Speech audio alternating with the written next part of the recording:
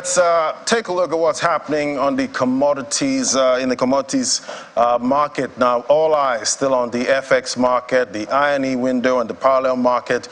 We hear there's some kind of convergence going on right there. Let's get a sense. Right now, joining me is Oluwatomi Mayowa, analyst, financial derivatives company. Great to have you on the show, Mayowa. Good morning, Ladi. Thank you for having me. Right. So what's the difference right now between the I&E window and the parallel market? How's it looking? Yesterday it's depreciated to as low as 815, and then we still have the parallel market at about 750. So basically, we're having a minus like about 51 Naira difference. That's now the exchange rates at the I&E window is actually expensive than what it is at the parallel market.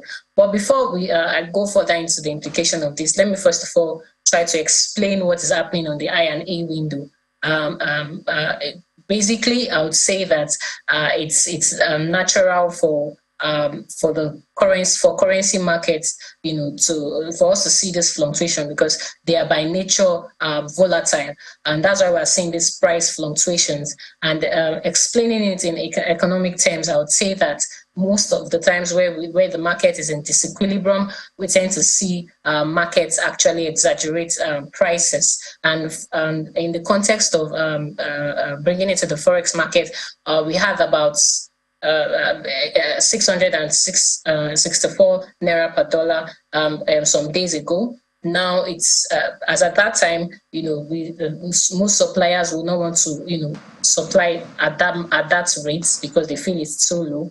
And then as a result of that, we'll see higher demand. And so because of that, later the rate will further move upwards. And that's because of that increase in the price, we'll see demand fall. As a result of that, all of those things are actually allowing the price to fluctuate, and we would continue to see this happening until because at this time when all of this disequilibrium is happening, the level of the deviation tends to actually reduce until we see the price come into equilibrium. And what I mean by equilibrium is where demand is equal to supply. And most importantly, it's when the rationing and the forex rationing and restriction, reduce extensively, we'll tend to see supply improve, and then we'll see the price of the Naira actually appreciate in the I&E window. So basically, all of this, we're going to see this happen. Now that it's at 815, we'll most likely see the Naira actually appreciates today because most people would not want to buy at that rate, right? So that would actually force down the price of Naira. So because of the forex market structure, the forex market structure has changed. We're now seeing market forces playing into the forex market. Now, talking about the implication actually for commodities markets. For commodities that are exported, it's definitely going to make our commodities cheaper. That's what is being exported will be cheaper to other countries because now that the Naira actually depreciated. But then when we look at the commodities that are imported, we are talking about there are three factors that actually determine that: the global price of that commodity, the shipping price, and also the Naira to dollars, the value of our currency. So currently talking about wheat prices have actually increased because of the supply problems with Ukraine and Russia, even though it's not as high as what we had last year. That would actually influence the price of the commodity, and coupled with the depreciation in the Naira. So we're going to see commodities are imported into Nigeria increase. However, because of most consumers now have less income with them, they might buy less, and that might reduce the rate at which those commodity prices will actually increase. All right, countdown to July 1st, the multi-year tariff order there. Expectations, electricity tariff is going to increase by about 40%. Are we expecting any palliatives yet? What are you hearing about that?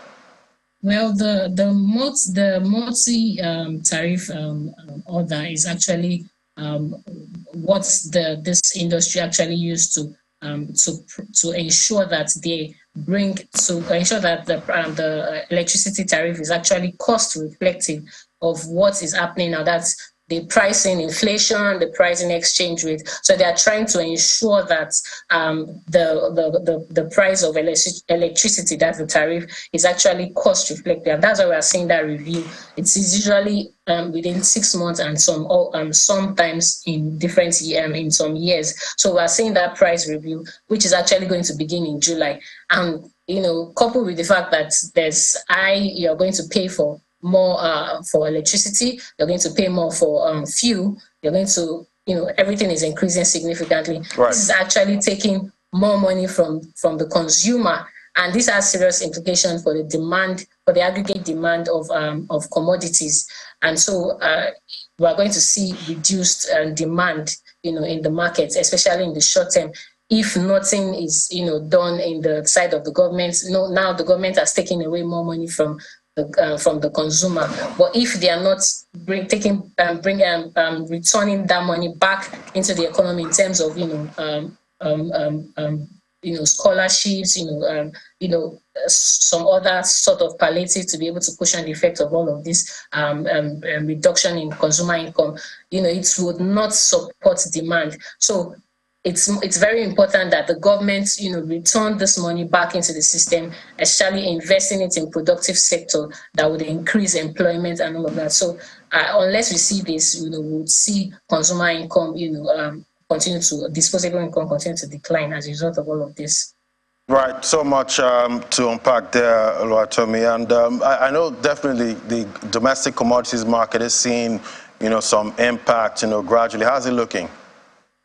Well, it's actually mixed. For the onions, pepper, tomatoes, all of that, the prices are actually increasing. One, because we are not in the season at the moment, and so there's a short supply in the market, and so